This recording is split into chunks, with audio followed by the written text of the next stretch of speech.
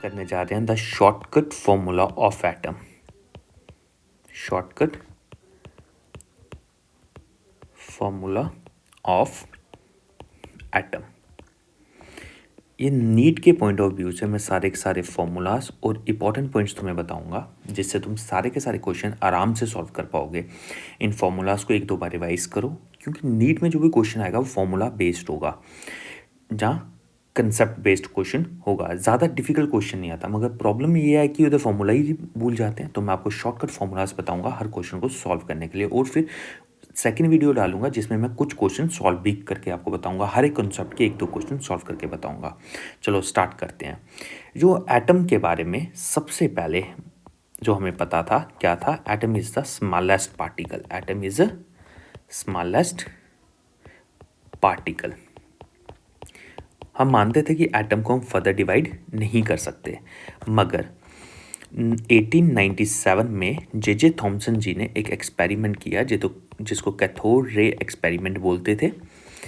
तो उसमें हमें पता चला कि एटम में एक छोटा सा पार्टिकल होता है जो नेगेटिवली चार्ज होता है, जिसको हमने नाम दिया इलेक्ट्रॉन। जिसको हमने क्या नाम दिया? इलेक्ट्रॉन। तो फिर जे थॉमसन ने अपनी ऑब्जर्वेशन पे एक मॉडल तैयार किया एटम का, और वो मॉडल क्या था कि एटम एक सफ़ेयर है। तो हम अपनी इंडियन भाषा में बोलें तो एक वाटरमेलन की तरह दिखता होगा, ठीक है, जिसमें जो रेड पोर्शन है वो पॉजिटिवली चार्ज होता है। रेड पोर्शन क्या होता है? पॉजिटिवली चार्ज होता है। और उसके अंदर जो सीड्स हैं वो क्या आ गए हमारे पास? नेगेटिवली चार्ज आ गए। तो जिसके कारण होल एक एटम न्यूट्रल होता है। पॉजिटिव और नेगेटिव चार्ज इक्वल होते हैं, जिसके कारण क्या होता है कि ये एक एटम न्यूट्रल होता है। इससे हमें पता चला कि जो रेडियस ऑफ एटम है, रेडियस ऑफ एटम जो हमें काम आएगा आगे, वो कितना होता है? 10⁻⁻10 मीटर होता है। तो मगर इसके दो ड्रॉबैक्स भी निकले। वो ड्रॉबैक्स क्या थे?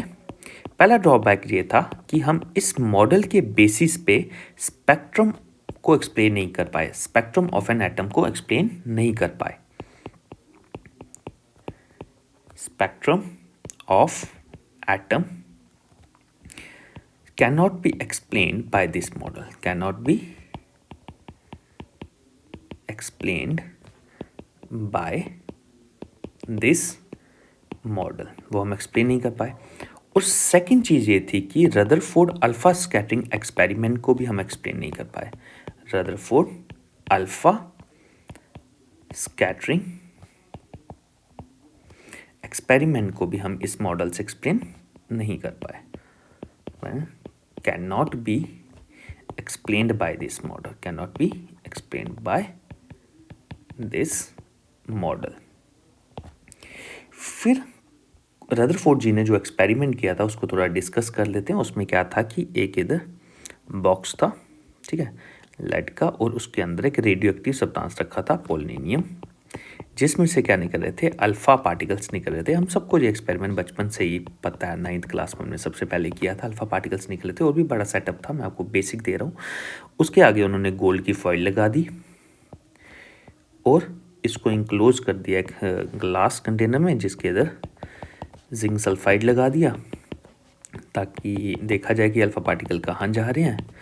और मोस्ट ऑफ द जो अल्फा पार्टिकल्स थे वो सीधे ही निकल गए। Most of the alpha particle सीधे ही निकले। कुछ स्मॉल एंगल पे डिफ्लेक्ट किए और बड़े ही कम क्या किए? लार्ज एंगल जहाँ 180 डिग्री पे डिफ्लेक्ट किए। तो इस एक्सपेरिमेंट से हमें क्या क्या पता चला कि एटम में मोस्ट ऑफ द स्पेसिस क्या होती हैं? एम्प्टी होती हैं, ठीक है। और एक मेन कंक्लूजन पता ये चला कि जो सारा का सारा पॉजिटिव चार्ज होता है ना एक एटम का, वो एक सेंट्रल कोर पे लाई करता है। तो उस सेंट्रल कोर को उस समय नाम दिया गया न्यूक्लियस। क्या नाम दिया गया? न्यूक्लियस। और फिर मान लिया गया कि इलेक्ट्रॉन उसके आसपास रिवॉल्व करते हैं, जैसे कि प्लैनेट रिवॉल्व करते हैं अराउंड द सन। तो बिल्कुल इस तरह का मॉडल तैयार किया गया, ठीक है, ये मान लिया गया। तो रदरफोर्ड जी ने इस ऑब्जर्वेशंस पे अपना एक मॉडल दिया, ठीक है, जिसको हम बोलते हैं रदरफोर्ड मॉडल। जिसको क्या बोलते हैं? रदरफोर्ड मॉडल, जिसको मैं पूरा तो लिखूंगा नहीं। पहला यही आ गया कि जो सारा का सारा पॉजिटिव चार्ज होता है at the centre of the nucleus होता है और इलेक्ट्रॉन रिवॉल्व करते हैं अराउंड दैट न्यूक्लियस। इस मॉडल से हमें एक चीज़ और पता चल गई, the size of nucleus. The size of nucleus तो वो कितना आता था, 10⁻⁻15। ठीक है, स्लैश करके -14 भी कई बुक्स लिखते हैं, तो दोनों ही सही हैं। ठीक है, तो वो ऑप्शंस पे देख लेंगे। सेकंड चीज़ जो आती है, ठीक है, बाकी सारा का सारा मॉडल वही था, जो न्यूक्लियस होता है बहुत छोटा होता है। फिर इसके भी कुछ ड्रॉबैक्स थे, drawbacks of Rutherford, drawbacks of Rutherford model, Rutherford model. पहला ड्रॉबैक ये था कि it cannot explain the stability of, it cannot explain the stability of atom, explain the stability of atom, जिस स्टेबिलिटी ऑफ एटम को explain नहीं कर पाया। ठीक है, और दूसरा चीज़ है, it cannot explain, it cannot explain the discrete nature of hydrogen spectrum, cannot explain discrete nature of hydrogen spectrum, ये दो चीज़ों को एक्सप्लेन नहीं कर पाया स्पेक्ट्रा। तो इससे हमें एक चीज़ तो अच्छी मिली थी कि size of the nucleus, size of the nucleus मिल गया। ठीक है, और उस पे के बेसिस पे क्वेश्चन आता है जिसको हम डिस्टेंस ऑफ क्लोजेस्ट अप्रोच भी बोलते हैं, डिस्टेंस ऑफ क्लोजेस्ट अप्रोच भी बोलते हैं। इसको हम करने के लिए सिंपल सा फॉर्मूला लगाएंगे हम। ठीक है, डिस्टेंस ऑफ क्लोजेस्ट अप्रोच का, इसमें काइनेटिक एनर्जी इक्वल की गई थी। क्या एक्सपेरिमेंट था कि एक न्यूक्लियस था, ठीक है, जहाँ से अल्फा पार्टिकल जो 180 डिग्री पे डिफ्लेक्ट करके आ रहा है, ठीक है, उसकी काइनेटिक और पोटेंशियल एनर्जी को बराबर कर लिया। पोटेंशियल एनर्जी क्या थी कि के, ठीक है, ZE, जो Z क्या था, इधर गोल्ड का न्यूक्लियस था, इनटू अल्फा पार्टिकल था, तो अल्फा पार्टिकल पे चार्ज ट्वाइस ऑफ E होता है अपॉन R0, और इधर आ गया काइनेटिक एनर्जी। ठीक है, तो R0 किसके बराबर होता है, K2 आगे लिख देते हैं, ZE² अपॉन के ई काइनेटिक एनर्जी होगी, और जो यहाँ पे जो के है उसकी वैल्यू 9 × 10⁹ और न्यूटन मीटर स्क्वायर पर कूलम स्क्वायर है। और इसको हम के को जो इलेक्ट्रोस्टैटिक फोर्स कांस्टेंट 1/4πε0 भी लिख सकते हैं। और जब मन किया काइनेटिक एनर्जी को वेलोसिटी पूछ सकते हैं, तो ½mv² आ सकता है। तो उस समय जो उन्होंने काइनेटिक एनर्जी ली थी, जो रदरफोर्ड जी ने ली थी, और उनके एसोसिएट्स थे दो, तो 5.5 मेगावाट ली थी, और जब ये वैल्यू डाल के आई तो आया था 41.3 फर्मी मीटर। तो वही अप्रॉक्सीमेटली 10⁻⁻14 के ऑर्डर का रेडियस ऑफ न्यूक्लियस आया था हमारे पास से, डिस्टेंस ऑफ क्लोजेस्ट अप्रोच आ गया। तो आगे चलते हैं, इम्पैक्ट पैरामीटर, इस पे भी कई बार डायरेक्ट ही क्वेश्चन आ जाता है, तो वो देखते हैं। इम्पैक्ट पैरामीटर क्या होता है, उसके बेसिस पे क्वेश्चन। इम्पैक्ट पैरामीटर में क्या होगा कि जैसे कि मान लो कि ये आपके पास आ गया न्यूक्लियस जो पॉजिटिव चार्ज है, और इसकी एक सेंटर से एक लाइन जो सेंटर ऑफ द न्यूक्लियस से पास होगी, उसको बोलेंगे एक्सिस ऑफ न्यूक्लियस। क्या बोलेंगे इसको, एक्सिस ऑफ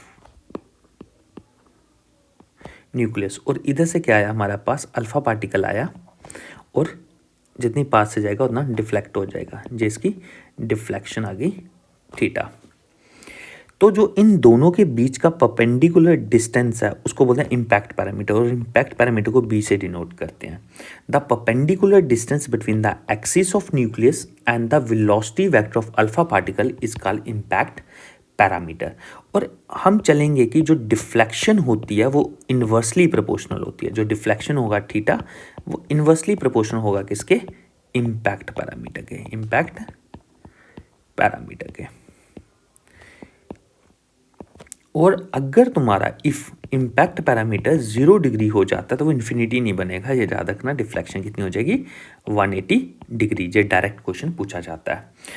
अब एक और फॉर्मूला हम करेंगे कि जब रदरफोर्ड जी ने एक्सपेरिमेंट किया, अल्फा पार्टिकल एक्सपेरिमेंट किया, तो कितने अल्फा पार्टिकल स्कैटर कर रहे थे, तो उसका जो फॉर्मूला है, number of alpha particle scattered at an angle theta, ठीक है, तो उसका भी फॉर्मूला देखते हैं हम। तो number of alpha particle scattered, ठीक है, एट एन एंगल थीटा, ठीक है। तो उसका जो फॉर्मूला है वो क्या आता है कि जो अल्फा पार्टिकल स्कैटर कर रहे हैं वो डायरेक्टली प्रोपोर्शनल होता है कोसेक की पावर 4 थीटा बाय 2, कोसेक की पावर 4 थीटा बाय 2। ये फॉर्मूला भी याद रखना है, कई बार रेशियो पूछ ली जाती है दो एक्सपेरिमेंट्स में अल्फा पार्टिकल्स कितने स्कैटर कर रहे हैं। तो ये दो मॉडल्स थे, ठीक है। जो फर्स्ट टू मॉडल थे, एक जे थॉमसन मॉडल था, एक रदरफोर्ड मॉडल था। मगर रदरफोर्ड मॉडल्स भी आपने दो ड्रॉबैक्स पढ़ लिए थे। तो इन ड्रॉबैक्स को ओवरकम किया किसने? हमारे बोर मॉडल ने। और बोर मॉडल की जो सबसे पहली चीज़ आती है बोर क्वांटाइजेशन कंडीशन। तो पहले उसको एक्सप्लेन करते हैं। बोर क्वांटाइजेशन कंडीशन, बोर की क्वांटाइजेशन कंडीशन क्या बोलती है कि जो एंगुलर मोमेंटम होगा L, ठीक है, इलेक्ट्रॉन सिर्फ उन्हीं ऑर्बिट्स में मूव करेंगे जिनका angular momentum L integral multiple होगा h/2 के। किसका होगा? इंट्रीगल मल्टीपल h/2 के। और L क्या आ गया हमारे पास इधर? Angular momentum. L क्या आ गया? Angular momentum.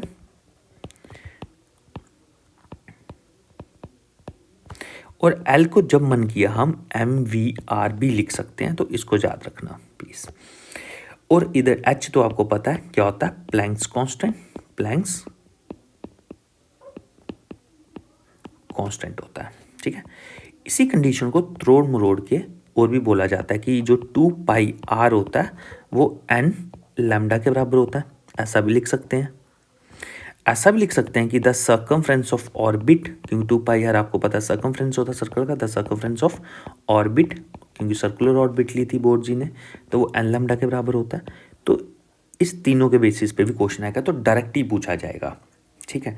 तो बोर क्वांटाइजेशन कंडीशन भी हम याद रखेंगे। अगर आपको कोई डाउट आता है बीच में तो आप मुझे कमेंट सेक्शन में लिख भी सकते हैं, तो मैं उसका आंसर डेफिनेटली दूंगा आपको,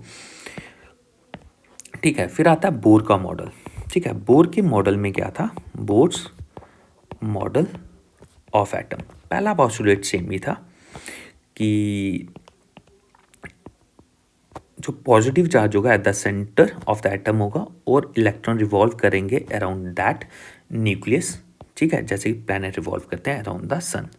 सेकंड था जो एंगुलर मोमेंटम होगा ऑर्बिट का, इलेक्ट्रॉन सिर्फ उन्हीं ऑर्बिट्स में मूव करेंगे जिनका एंगुलर मोमेंटम nh/2π की कंडीशन को सेटिस्फाई करता होगा।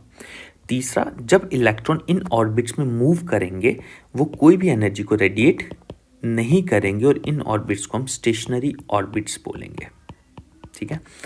और थर्ड चीज़, ठीक है, जब इलेक्ट्रॉन एक शेल से दूसरे शेल में जाएगा तो कुछ एनर्जी को अमिट करेगा और वो क्या आ जाएगा? h/μ, इसके बराबर, ठीक है, इस फॉर्मूले। और म्यू हो गया फ्रीक्वेंसी जिसको हम जब चाहें c/λ। c is the speed of light, lambda is the wavelength, कितनी वेवलेंथ का फोटोन वो अमिट करेगा या लाइट अमिट करेगा, ठीक है। फिर बोर थ्योरी पे हमने कुछ कैलकुलेशंस की थी, ठीक है, कि जब इलेक्ट्रॉन मूव कर रहा ऑर्बिट में, जैसे कि ये न्यूक्लियस है और इलेक्ट्रॉन जब मूव कर रहा है तो उस ऑर्बिट का रेडियस क्या होगा, इलेक्ट्रॉन की वेलोसिटी क्या होगी, इलेक्ट्रॉन की एनर्जी क्या होगी, तो वो हर एक चीज़ हम निकालेंगे। इसमें एक जर्नल फॉर्मूला मैं आपको लिखते जाऊंगा। जो Rn होगा, इलेक्ट्रॉन किस रेडियस में मूव करेगा, वो हो जाएगा n² R1/z, ठीक है। इसमें और R1 की वैल्यू आप याद रखोगे कितनी होती है? 0.53 ऑंगस्ट्रॉम। जिसको नहीं पता 1 ऑंगस्ट्रॉम कितना होता है, वो होता है 10⁻⁻10 मीटर, ठीक है। तो अगर किसी भी एलिमेंट के ऑर्बिट निकालनी हो, कौन सी ऑर्बिट, उन्होंने बोला होगा 1 2 3। अगर हाइड्रोजन की बोला तो Z1 आ जाएगा, थर्ड ऑर्बिट बोला तो 3 डाल देंगे, वैल्यू डाल के हम उसका रेडियस कैलकुलेट कर लेंगे। अगर तुम्हें बोला जाता है कि लिथियम की निकालो तो Z3 डाल देंगे, कौन सी ऑर्बिट बोली है, सेकंड बोला तो N को सेकंड डाल देंगे, इस फॉर्मूले से कैलकुलेट। उन ऑर्बिट्स में जब इलेक्ट्रॉन मूव कर रहे होंगे उनकी वेलोसिटी कितनी होगी, वो जगह V1/N मल्टीप्लाई बाय Z। और जो फर्स्ट V1 की वैल्यू फिक्स है, याद कर लो, हर बार कैलकुलेट नहीं करेंगे, 2.2 10⁶ मीटर पर सेकेंड। वैसा ही हम क्या निकाल सकते हैं, टाइम पीरियड भी निकाल सकते हैं, जो किसके बराबर होता है, NQ/T1/Z²।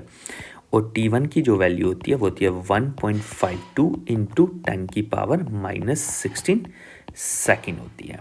ठीक है, ये तीनों फॉर्मूलाज के बेसिस पे मोस्टली क्वेश्चंस आते ही आते हैं, तो इसको मैं अप्लाई करना सिखाऊंगा आपको नेक्स्ट वीडियो में। फिर जब इलेक्ट्रॉन उन शेल्स में मूव कर रहा है तो उसके पास एनर्जी होती है, तो वो एनर्जी कितनी होती है, तो अगर मैं टोटल एनर्जी की बात करता हूँ, EN क्या लिख रहा हूँ मैं, टोटल एनर्जी। ठीक है, तो होती है -13.6/N²Z² वोल्ट। ये टोटल एनर्जी होती है। ठीक है, total energy of electron in nth orbit, इसको याद रखेंगे। इससे हम हाइड्रोजन, हीलियम, लिथियम, बैरियम किसी की भी निकाल सकते हैं, जहाँ पे Z की वैल्यू पुट करेंगे।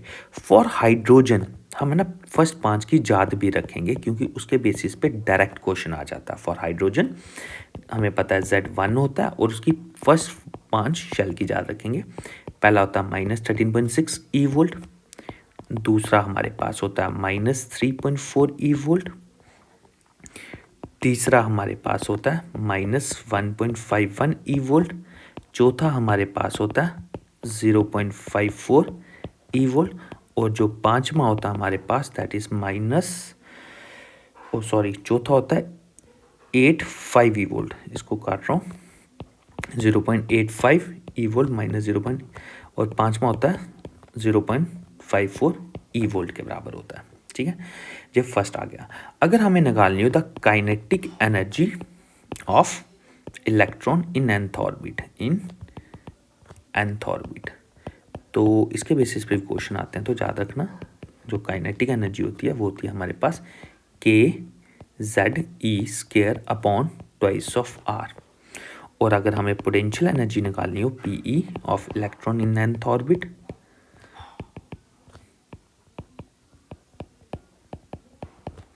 तो वो हो जाएगी हमारे पास PE, जहाँ U से डिनोट कर सकते हैं इसको, -kZe²/r।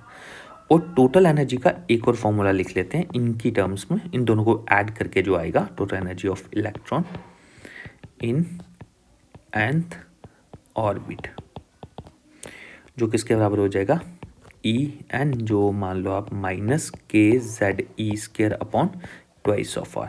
तो इन तीनों का आपस में एक रिलेशन भी होता है, तो उसको भी याद रखेंगे, क्योंकि वो अभी 2019 में शायद क्वेश्चन आया था। जो काइनेटिक एनर्जी होती है वो नेगेटिव ऑफ टोटल एनर्जी होती है, जो पोटेंशियल एनर्जी होती है वो ट्वाइस ऑफ टोटल एनर्जी होती है, और जो हमारी पोटेंशियल एनर्जी होती है वो negative of twice of kinetic energy होती है।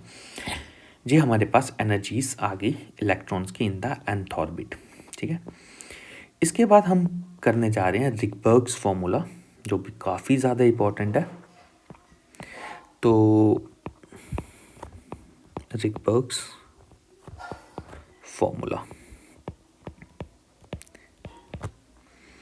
तो इसको हम याद रखेंगे, जो 1/λ होता है वो किसका होता है, RZ², 1/N1 का स्क्वायर -1/N2 का स्क्वायर। ठीक है, जो 1/λ होता है, ठीक है, तो इसको हम लिख सकते हैं म्यू बार। इसको हम बोलते हैं वेव नंबर। क्या बोलते हैं इस चीज़ को हम, वेव नंबर, जो 1/λ के बराबर होता है। Z अगर हाइड्रोजन है तो Z की वैल्यू 1 लेंगे, वेयर जो R की वैल्यू है वो हम यूज़ करेंगे 1.0973 10⁻7 पर मीटर। इसी फॉर्मूले के बेसिस पे आपने बड़ी कॉमनली सीरीज़ के नाम सुने होंगे। पहली सीरीज़ आती है हमारी लाइमन सीरीज़, ठीक है, ठीक है। लाइमन सीरीज़ में z तो 1 ही रहेगा, ठीक है। नहीं, z वो किस एलिमेंट का वो देखेंगे कौन सी सीरीज़ है। Lyman series the first series, ठीक है, जिसमें n1 की वैल्यू क्या रहेगी, 1 रहेगी। n2 की वैल्यू आपके आएगा 2, 3, 4, 5 अप टू इन्फिनिटी कुछ भी आ सकता है, ठीक है। और ये सीरीज़ लाइक करती है अल्ट्रा वॉयलेट रीजन में। कहाँ पे करती है, अल्ट्रा वॉयलेट रीजन में। तो इसको याद रखेंगे जो डायरेक्ट पूछा जाता है। सेकंड जो सीरीज़ आती है हमारे पास that is called Balmer series. कौन सी आती है, बाल्मर सीरीज़, जिसमें n1 की वैल्यू इसी फॉर्मूले में हम क्या पुट करेंगे, 2, और n2 की वैल्यू पुट करेंगे 3, 4, 5, 6 अप टू इन्फिनिटी कुछ भी आ सकता है। ये सीरीज जो लाइक करती है वो करती है हमारी विजिबल रीजन में। कौन से रीजन में, विजिबल रीजन में। फिर आ जाता है हमारे पास पाशन सीरीज,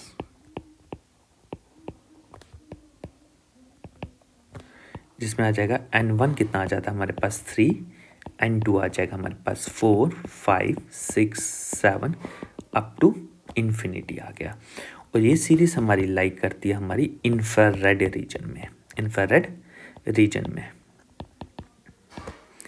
फिर आ जाता है हमारा फोर्थ ब्रैकेट सीरीज, ठीक है। तो इसमें n1 हमारा 4 होता है, n2 5, 6, 7, 8 अप टू इन्फिनिटी कुछ भी हो सकता है। ये भी हमारी क्या होती है, इंफ्रारेड रीजन में ही होती है। ये चीज़ आगे समझ। फिर आता है पांचवा हमारा आता है पी फंड। क्या आता है, पी फंड सीरीज, जिसमें n1 क्या होता है 5, n2 क्या होता है 6, 7, 8, 9 और 10 अप टू इन्फिनिटी कुछ भी हो सकता है। ये भी हमारा किस में लाइक करती है, इंफ्रारेड रीजन में लाइक करती है। ये चीज़ आगे समझ आपको, ठीक है। फिर इसके बेसिस पे क्वेश्चन कैसे पूछे जाते हैं कि कई बार ऐसा पूछा जाता है कि लॉन्गेस्ट वेवलेंथ निकालो। क्या निकालो, longest wavelength of Balmer series, या लॉन्गेस्ट वेवलेंथ ऑफ, मान लो कि पाशन सीरीज की पूछी जाए। अगर लॉन्गेस्ट वेवलेंथ पूछी जाती है, कई बार ऐसा ही बोला जाता है कि मिनिमम फ्रिक्वेंसी निकालो, ठीक है। तो उसको कैसे करेंगे, मिनिमम फ्रिक्वेंसी या longest wavelength of any series, any series. तो उसको करने का सिंपल सा तरीका है, जिस भी सीरीज के लिए बोला गया तो उसका n1 सीरीज नंबर ही पुट करो, सीरीज नंबर, और n2 को क्या पुट करना है आपको, नेक्स्ट नंबर पुट करना है। क्या पुट करना है आपको, नेक्स्ट नंबर। जैसे कि n1 + 1 आ गया, ठीक है।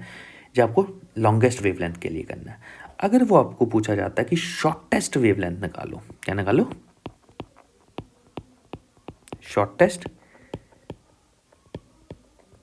वेवलेंथ निकालो, मतलब कि मैक्सिमम फ्रिक्वेंसी निकालो। जब मैक्सिमम फ्रिक्वेंसी के लिए मैक्सिमम एनर्जी भी बोल सकता है, क्योंकि एनर्जी और फ्रिक्वेंसीज आपस में डायरेक्टली प्रोपोर्शनल होते हैं, ठीक है। मैक्सिमम एनर्जी भी बोले, ठीक है।